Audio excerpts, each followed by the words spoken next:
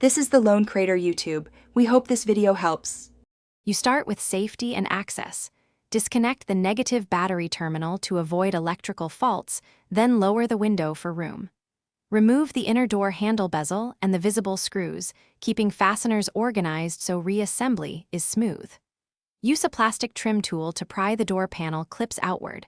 Once loose, lift the panel up and away. Make sure to peel back the vapor barrier slowly, without tearing it so you can reseal later, and see the actuator area clearly.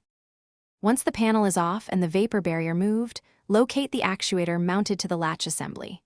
Disconnect the actuator electrical plug by pressing the release tab and pulling it straight out. This prevents broken tabs. Remove the mounting bolts with the proper socket, then carefully unclip the lock linkage rods. They often pop out at a specific angle, so note their positions.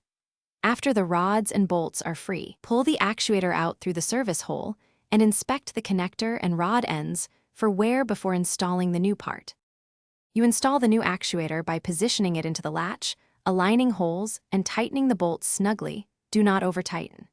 Reattach the linkage rods in the same orientation you noted, snapping the clips into place so they move freely. Reconnect the electrical plug, then reconnect the negative battery and test power lock operation and door handles. Operate the lock several times to ensure smooth travel.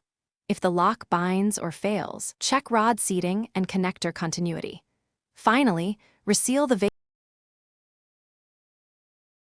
Thanks for watching. Consider subscribing if we helped you.